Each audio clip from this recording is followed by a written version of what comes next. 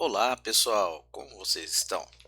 Aqui é o professor Alexandre Miranda e nós vamos agora para uma aula sobre o sistema circulatório. O sistema circulatório ele é extremamente importante, porém alguns organismos não apresentam esse sistema. Se nós pararmos para pensar que todos os seres vivos, portanto todas as células de um ser vivo, necessita de nutrientes, de gases, de eliminar os resíduos metabólicos, esse processo é de responsabilidade do sistema circulatório. Porém, esses organismos que apresentam o sistema circulatório são mais complexos, já têm uma estrutura de grande monta, já apresenta diversos processos metabólicos e isso demanda um sistema. Porém, os organismos mais simples não apresentam esse sistema. O transporte de substâncias, o transporte de gases, ele é realizado célula a célula. Porém, com a maior dimensão do organismo, esse transporte de difusão acaba sendo muito limitado. Aí se faz necessário a presença de um sistema circulatório. Nós vamos observar que o sistema circulatório ele é composto por uma bomba, o coração, que vai promover a movimentação de um fluido circulante. Esse fluido circulante ele pode ser incolor, como é o caso da hemolinfa, e também ele pode apresentar pigmentos, como o caso da hemoglobina presente no sangue. Se nós observarmos na circulação dos diferentes animais, o processo de circulação nos poríferos não existe um sistema, mas sim a água que circula entrando pelos poros, adentrando o átrio, movimentado pelos coanócitos. Então nós temos basicamente a captura dos nutrientes por circulação de água. Nos nidários, nós teremos uma cavidade gastrovascular, que também existe a circulação de água. Nos plateumintos, nós não temos a necessidade de um sistema circulatório porque ele apresenta uma cavidade digestiva, uma cavidade digestória extremamente ramificada, o que leva os nutrientes até as células. A partir de anelídeos, já se faz necessário a presença de um sistema circulatório. Então, esse fluido levará os nutrientes, podendo ou não, dependendo do tipo do organismo, também ser responsável pelo transporte de gases. Nós podemos organizar os tipos de circulação observando as características dos organismos. Então, nos invertebrados primitivos, como nós já observamos naquela imagem anterior, não é necessário um sistema de transporte. Primeiro, porque eles têm um grande porte, uma demanda metabólica baixa. Então, esses organismos, o transporte será feito célula a célula, utilizando participa de difusão e a osmose. Difusão quando nós tivermos o transporte de soluto e osmose quando nós tivermos o transporte de solvente. Vamos encontrar esse tipo de transporte que pode parecer muito simples. Ele realmente é simples. Porém, para esses organismos é o necessário, é o suficiente para que eles tenham todas as suas atividades. Então, observamos esse processo em porífera, em nidária, em plateuminte e em nemateuminte. Quando nós já passamos para os invertebrados mais complexos, esses organismos, por terem um volume maior de células. Essas células já se localizarem distante do local que ocorre a digestão, ou mesmo por ter outras demandas, simplesmente a difusão e a osmose acaba sendo insuficiente para que ele atenda às demandas de circulação. Por essa razão, esses organismos passaram a apresentar ou desenvolveram evolutivamente o sistema circulatório, que vai ser importantíssimo para realizar o transporte de substâncias até as células e das células para o meio externo. Então, em relação ao sistema circulatório, nós temos basicamente dois tipos. Podemos agrupá-los em dois tipos: o sistema circulatório aberto e o sistema circulatório fechado. O sistema circulatório aberto, nós teremos que todo líquido circulante ele é bombeado pelo coração. Porém, esse líquido ele abandona os vasos, caindo nas lacunas corporais, na hemocele. Dessas cavidades ele flui lentamente. Então, de uma forma muito lenta, o líquido retorna ao coração por aberturas que o coração apresenta e ele novamente bombeará esse fluido em direção aos tecidos, caindo novamente na lacuna, retornando ao coração e repetindo esse ciclo. Nós encontraremos esse tipo de sistema nos artrópodes e na maioria dos moluscos. Um fato que é importante observar é que a lentidão do transporte de materiais ele é um fator limitante para o tamanho desses organismos. E a pressão que nós vamos ter sido exercida no fluido não é uma alta pressão, e isso ocasiona um alcance desse fluido numa dimensão menor. Então isso acaba fazendo com que o organismo consequentemente tenha um tamanho menor. E é interessante observarmos também que esse sistema, por ele ser mais lento, leva também os organismos a ter esse tipo de comportamento. Não necessariamente todos os grupos, o que nós vamos abordar mais à frente. Então aqui nós observamos uma imagem do sistema circulatório aberto, o coração, que bombeia o sangue para os vasos e o fluido cai na hemocele, retornando ao coração. Então aqui uma circulação de artrópode. Já o sistema circulatório fechado, o ponto importante é que o sangue nunca sairá dos vasos sanguíneos, a não ser num caso acidental. Então,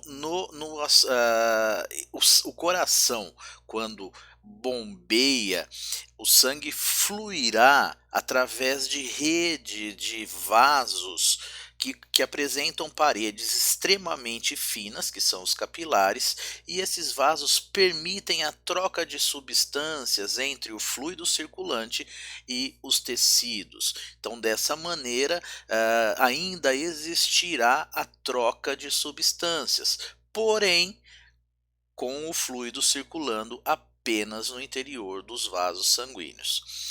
É interessante entender também que o fluido ele fica em constante movimento e o processo de circulação ele é muito rápido, porque o sangue sai com alta pressão e isso faz com que seja possível atingir grandes distâncias.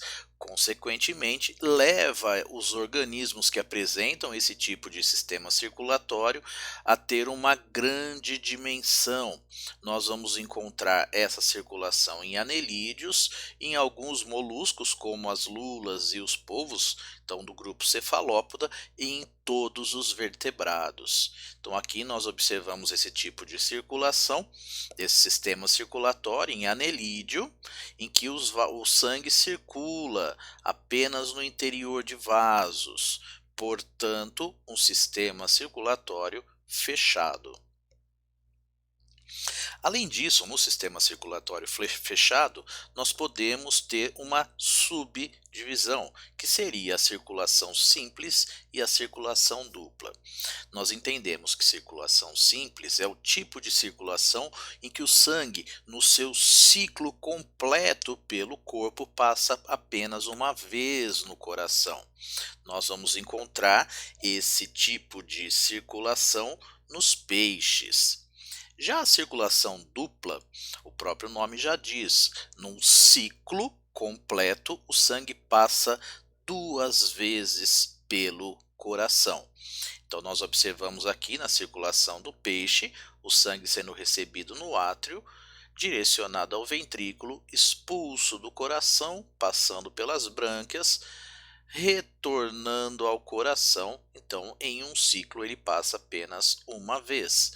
Já na circulação dupla, o sangue saindo, aqui a circulação de réptil, desculpa, a circulação de anfíbio, aqui nós temos um sapo, o sangue saindo do coração, passando pelo corpo, voltando ao coração, sendo expulso, passando pela circulação pulmonar e voltando ao coração. Então repare que na circulação de anfíbio nós temos uma circulação dupla. A circulação dupla nós podemos dividi-la em completa ou incompleta. A circulação dupla incompleta é um tipo de circulação em que a estrutura do coração permitirá a mistura do sangue arterial com o sangue venoso. Então existirá uma comunicação. Nós observaremos isso em anfíbios e répteis. Já a circulação dupla completa, a estrutura cardíaca impede a mistura do sangue venoso com o sangue arterial. Nós observaremos isso em aves e mamíferos. Então aqui nós temos uma circulação de anfíbio, em que há a mistura do sangue, pois não temos aqui uma parede, né, no ventrículo, ele tem 2 átrios e um ventrículo. Observaremos em répteis, aqui nós temos um terceiro vaso, que é o foramen de Panisa, que permitirá a mistura dos sangues. Então reparamos sangue vermelho arterializado, sangue azul, sangue venoso e um sangue aqui em roxo, que é a mistura entre eles. Já na circulação de aves e mamíferos, repare que há uma completa separação do coração, o que leva a uma completa separação dos tipos sanguíneos.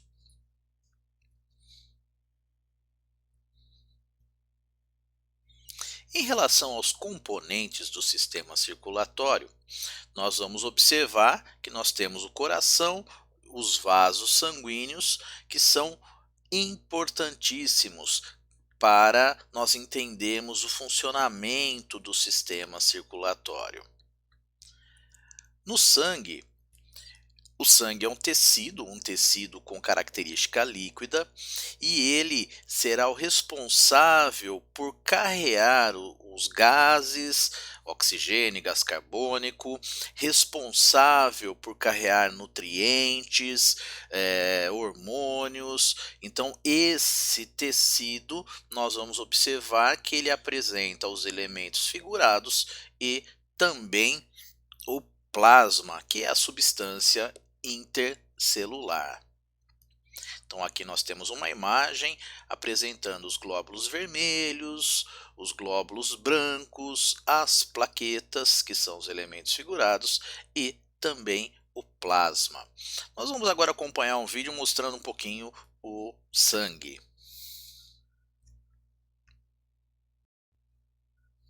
What is blood? Blood is actually a mixture of cells suspended in a slightly yellowish liquid called plasma. Plasma is made up mostly of water, but it also contains proteins, sugars, hormones, and salts. The 3 different types of cells you'll find in plasma are red blood cells, or erythrocytes, white blood cells, or leukocytes, and platelets, or thrombocytes. Red blood cells give the blood its color and make up 40 to 45% of your blood. They're round and look a little like a donut without the hole in the middle. Their main job is to carry oxygen to the other cells of the body and to take away the carbon dioxide as a waste product. Red blood cells only live 4 months, but healthy bone marrow produces 4 to 5 billion red cells every hour to keep replenishing the ones that wear out. White blood cells, on the other hand, are the body's defense system. They all fight infection from bacteria, viruses, all those nasty microbes that can cause disease. Whenever germs begin to infect your body, they send out a signal that the granulocyte recognizes. Just as soon as the granulocyte detects the signal, it begins its journey to the site of the infection. When at last they find the invader germ, they quickly move in for the kill, first attacking the invader and then eating it. Something else that is truly amazing is how the platelets work. Platelets are small pieces of cell material, or cytoplasm, whose job it is to plug holes in the vessel walls. So, say you're standing inside the blood vessel and looking at the tear in its wall.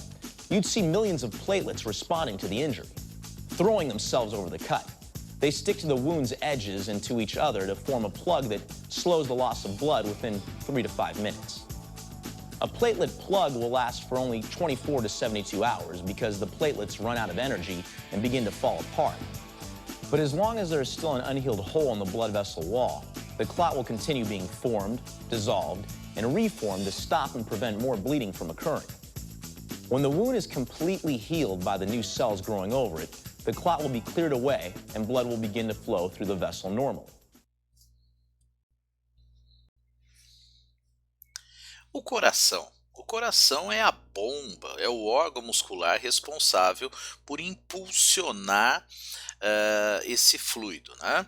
Então, no caso da circulação humana, o nosso coração ele é dividido em lado direito e lado esquerdo. O lado esquerdo bombeia o sangue arterial, que tem por objetivo atingir as células no corpo, enquanto o lado direito bombeia o sangue venoso em direção aos pulmões. O coração ele bombeia com 2 movimentos, a chamada sístole, que é a contração, e a diástole, que é o relaxamento. A estrutura do coração é dividida em 3 porções: o pericárdio, que é a membrana que reveste o coração, o endocárdio, o pericárdio reveste externamente, o endocárdio reveste internamente o coração, e o miocárdio é a porção muscular, é ela a estrutura responsável pela contração do coração. Em relação às cavidades, nós temos 2 tipos de cavidades. Os átrios, que são as cavidades superiores responsáveis pela recepção do sangue, e os ventrículos, que são as cavidades inferiores responsáveis pela expulsão do sangue. Nós vamos ter os átrios separados dos ventrículos por válvulas. E essas válvulas também existem na saída do sangue do coração quando vão para as artérias. Do lado direito, nós teremos a válvula tricúspide entre o átrio direito e o ventrículo direito, e entre o átrio esquerdo e ventrículo esquerdo nós teremos a válvula bicúspide, também chamada de válvula mitral.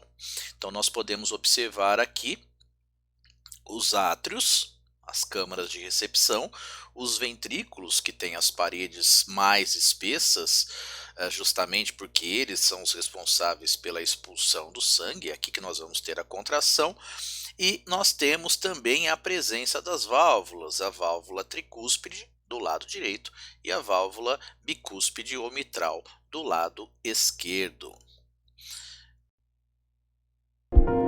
Então vamos acompanhar agora a estrutura do coração. The human heart has 4 chambers. The 2 upper chambers are the atria, and the 2 lower chambers are the ventricles. The interatrial septum separates the 2 atria, and the interventricular septum is the partition between the 2 ventricles. The right atrium and right ventricle are connected through a tricuspid valve. As the name suggests, it has 3 leaflets or cusps. On the other side, the left atrium and ventricle are connected through a bicuspid valve. The bicuspid valve is also called the mitral valve because of its resemblance to a bishop's two-sided mitre or hat. The leaflets of these atrioventricular valves are connected to fibrous tissue called the chordae tendineae, which in turn are attached to papillary muscles. Contraction and relaxation of these muscles make the valves open and close. There are also valves at the opening of the pulmonary trunk and the aorta. These are called the pulmonary valve and the aortic valve, respectively. Because of their crescent moon shape, these two valves are also called semilunar valves. The characteristic double-up sound of the heartbeat is produced during the closing of the heart valves. The thickness of the walls of the 4 heart chambers varies with their functions. The walls of the atria are thinner than those of the ventricles, as the blood needs to be pumped into adjacent ventricles only. The left ventricle pumps blood a greater distance at higher pressure. Therefore, the wall of the left ventricle is thicker than that of the right ventricle. The sinoatrial node, atrioventricular node, bundle of HIS and Purkinje fibers represent the specialized cardiac tissue. These fibers are autoexcitable as they have the potential to generate electrical activity without any external stimuli. This makes the heart beat continuously. Então mostramos aí como o coração se contrai, quais são as suas câmaras. Em relação aos vasos sanguíneos, nós temos inicialmente as artérias. As artérias são os vasos responsáveis por carregar o sangue assim que ele sai do coração. Portanto, são vasos que suportam uma alta pressão. As artérias, elas possuem 3 camadas, a íntima, a média e a adventícia, e essas camadas elas são expansíveis, por isso que elas suportam uma alta pressão. As artérias, quando elas vão se distanciando do coração, elas vão se ramificando. Essa ramificação ela é justamente para que possa carregar o sangue para várias distâncias. Então, dessa maneira, as arteríolas são vasos mais finos e nós vamos observar que elas apresentam mudanças ativas e passivas do seu calibre. Então isso leva a quando nós temos uma palidez, quando a pessoa toma um susto, a frieza das mãos, ou mesmo quando a pessoa fica envergonhada, que nós temos o rubor facial, né? Continuando o processo de caminhar do sangue, das arteríolas elas se ramificam ainda mais, formando os capilares. Os capilares possuem apenas uma camada, que é o endotélio, que tem aproximadamente 1 milímetro de espessura. Essa camada muito fina dos capilares permite que haja as trocas de substâncias, porque essas paredes elas são permeáveis. A partir dos capilares, eles vão se juntando, vão se fundindo. Dessa maneira, formamos as vênulas e posteriormente as veias. Essas estruturas, elas também apresentam 3 camadas, porém são camadas mais finas, especialmente a camada média. Vamos observar que as veias, elas desembocam no coração, elas estão ligadas aos átrios, justamente trazendo para o coração o sangue que já circulou pelo corpo. Então nessa imagem nós conseguimos observar a artéria com as suas 3 camadas bem espessas, a veia também com 3 camadas, já com uma espessura um pouco menor, e o endotélio, que é a única camada de um capilar.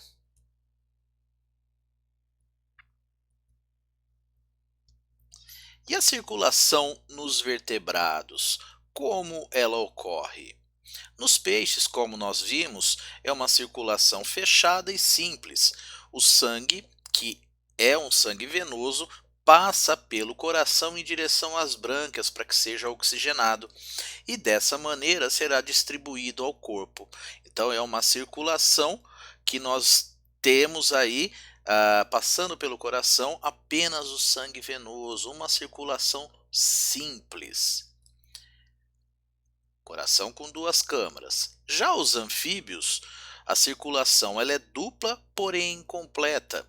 E nós vamos observar que ele apresenta já 3 cavidades, 2 átrios e 1 ventrículo. Haverá sim mistura de sangue arterial com sangue venoso. Então nessa imagem nós podemos observar os 2 átrios, aqui indicados com a nomenclatura de aurícula, e um único ventrículo. Então o sangue vindo dos átrios se mistura no ventrículo e aí ele é expulso do coração. Portanto, uma circulação fechada, dupla e incompleta. Já no coração dos répteis, eles apresentam 4 câmaras. Porém, existe uma diferença entre o coração dos répteis. No próprio grupo, nós temos algumas diferenças. Nós vamos observar que existe uma diferença entre os não crocodilianos e os crocodilianos. O interessante de observar, reparem que no coração de uma tartaruga, nós não temos ainda completamente o fechamento do coração, então há uma mistura quando o sangue sai. Já nos crocodilianos, nós temos uma separação completa, porém existe um vaso em que há a mistura do sangue arterial e do sangue venoso, que é o foramen de Pannisa. Já as aves apresentam circulação fechada, dupla e completa. Nós temos aí 4 câmaras, 2 átrios e os 2 ventrículos. Então nessa imagem nós conseguimos observar aqui completamente fechado. Átrio, ventrículo, e uma separação completa dos 2 lados. Isso se repete nos mamíferos, que apresentam essa mesma estrutura.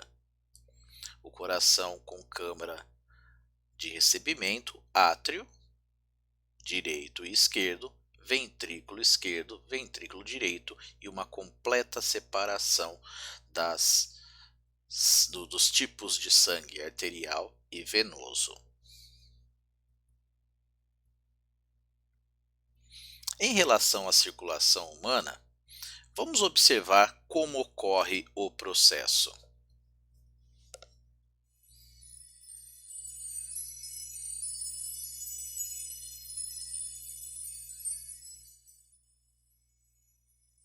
You can feel your heart thudding away every time you put your hand to your chest. But do you have any idea what's really going on in there, or what keeps your heart ticking as it should?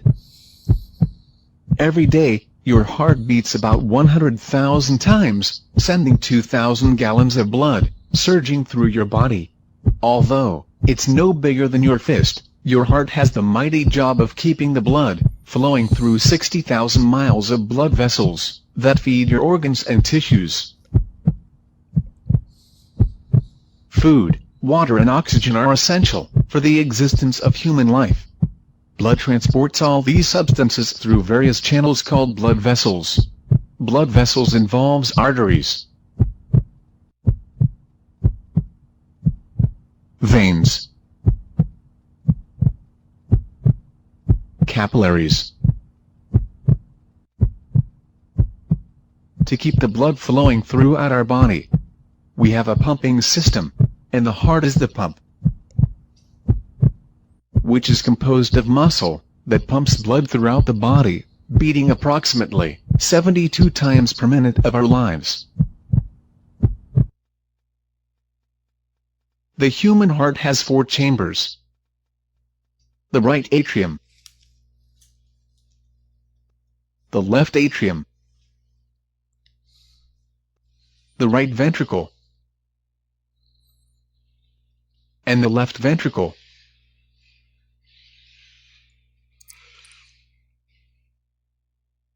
There are 4 valves in the heart. These valves are tricuspid valve, mitral valve, aortic valve, pulmonic valve. These valves are one-way valves. Now, you have seen the structure of the heart. Let us find out how it works. The blood becomes oxygen-rich by absorbing oxygen in the lungs. The function of the heart starts when oxygenated blood is carried from the lungs to the left atrium of the heart by means of the pulmonary veins. The left atrium relaxes, this blood is pumped into the heart. When the left atrium contracts, the left ventricle relaxes simultaneously. The left atrium pushes the blood into the left ventricle through the one-way valve. When the left ventricle contracts, the blood is pumped into the aorta, which carries oxygenated blood to the different parts of the body, except the lungs. Oxygenated blood reaches the different parts of the body through the blood vessels called the arteries. The arteries gets branched into capillaries, which then reaches to the different organs of the body. The blood then becomes deoxygenated, and the blood capillaries gets mixed and form thicker blood vessels called the veins. The veins carry deoxygenated blood to the heart. The blood vessels that carry deoxygenated blood to heart are known as the vena cava. The deoxygenated blood from different parts of body enters the upper right chamber of the heart, which is called the right atrium. The right atrium gets contracted, allowing the blood to flow into the right ventricle, which contracts with the expansion of the right atrium through the one-way valve. The right ventricle then contracts, pushing the blood into the pulmonary artery. The pulmonary artery carries the deoxygenated blood to the lungs for oxygenation. The lungs oxygenate the blood by exchanging of gases and flows back into the heart through the pulmonary vein, and starts the circulatory cycle all over again.